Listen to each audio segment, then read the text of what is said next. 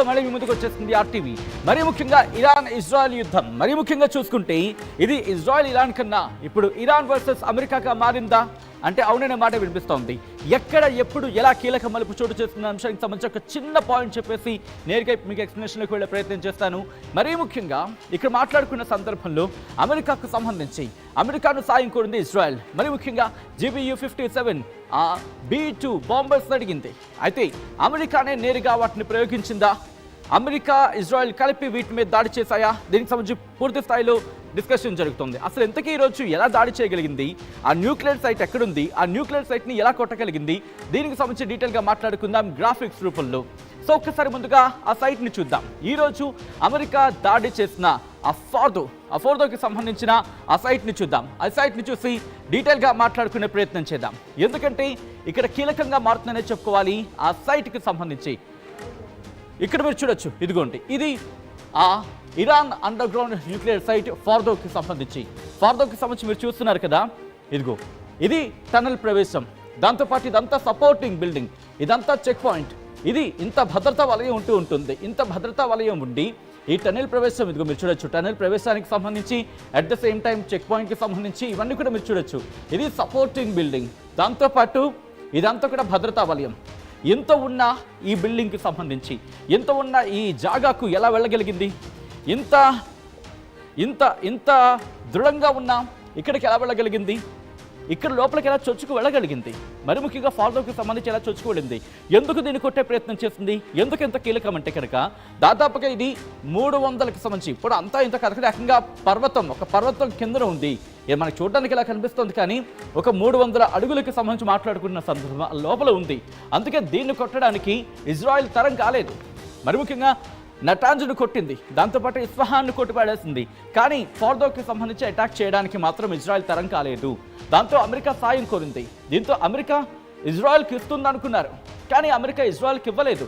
తానే నేరుగా రంగంలోకి దిగి దీన్ని కొట్టిపడేసింది. మరి ఇజ్రాయెల్ తరం కానిది అమెరికా వల్ల ఎలా అయ్యింది, అమెరికా ప్రయోగించిన ఆ వజ్రాయుధం ఏంటి, ఇప్పుడు ఒకసారి ఆ డీటెయిల్గా ఆ మిజైల్ గురించో, లేకపోతే ఆ క్షిపణి గురించో, లేకపోతే ఆ జెట్స్ గురించో మాట్లాడుకునే ప్రయత్నం చేద్దాం.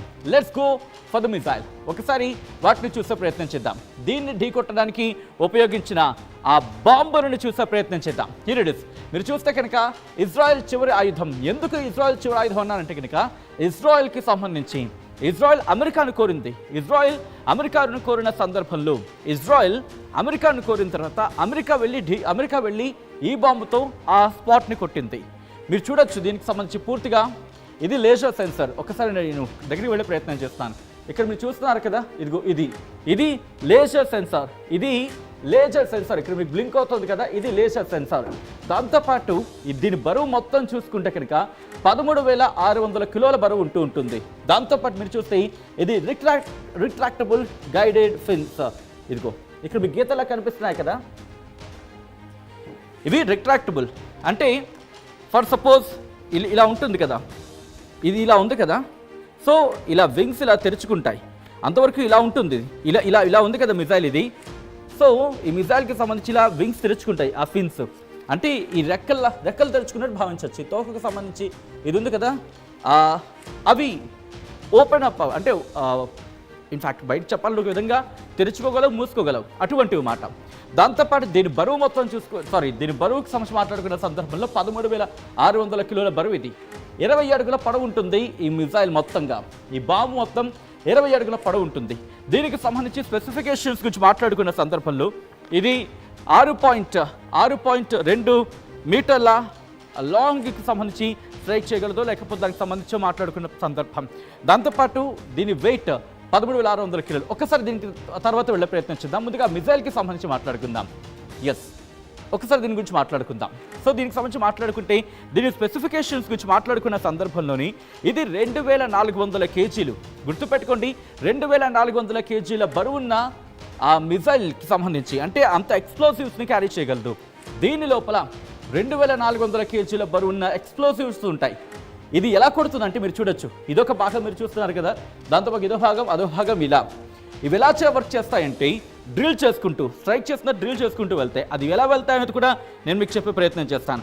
అయితే వీటికి సంబంధించి ఆ 2 రకాల ఎక్స్ప్లోజివ్స్ ఏఎఫ్ఎక్స్ 757 దాంతోపాటు PBXN 114 ఈ 2 రకాల పేలోడ్స్ని, ఈ 2 రకాల ఆ బాంబ్స్ని, ఆ మెటీరియల్స్ని, ఎక్స్ప్లోజివ్స్ని తీసుకువెళ్ళగల సత్తా ఈ మిసైల్కి ఉందని చెప్పాలి, బాంబుకు ఉందని చెప్పాలి.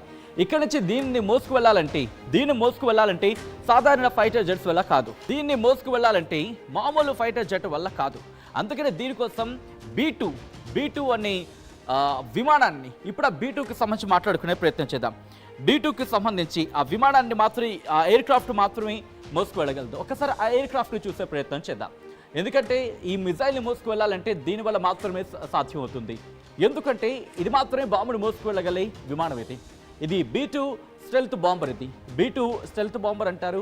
దాంతోపాటు GBU-57ని విడుదల చేయగల సామర్థ్యం దీనికి మాత్రమే ఉంది. అఫ్కోర్స్ మిగతా వాటికి ఉన్నాయి కానీ, బట్ అంతటి వేగంతో, మరి ముఖ్యంగా అంత ఆల్టిట్యూడ్కి వెళ్ళిన తర్వాత అంత ప్రిసైజ్డ్గా, అంటే ఒక ఎత్తుకు వెళ్ళిన తర్వాత ఒక టార్గెట్ని వెంటనే కొట్టాలి. లేట్ ఉంటే ఇబ్బంది. లేట్ కనుక అయ్యిందనుకోండి అది శత్రు దేశాలకు తెలిసే అవకాశం ఉంటుంది. దాంతోపాటు వాళ్ళ ఎయిర్ డిఫెన్స్ సిస్టమ్ యాక్టివేట్ అయ్యి పూర్తిగా ఈ విమానాన్ని, అట్ ద సేమ్ టైం ఆ మిసైల్ని, ఆ ప్రయోగించిన బాంబుని పూర్తిగా పేల్చేసే అవకాశం ఉంటుంది. సో ఈ నేపథ్యంలోనే ఇది మాత్రమే దీన్ని మోసుకు వెళ్ళగలదు. సో దీనికి సంబంధించి 2017లోని వీటికి సంబంధించి 4 టెస్టులు జరిగాయంటే అర్థం చేసుకోవచ్చు. దీంతో పాటు మాట్లాడుకున్న సందర్భంలో ఇంకా అనేక రకాలు ఉన్నాయని చెప్పుకోవచ్చు.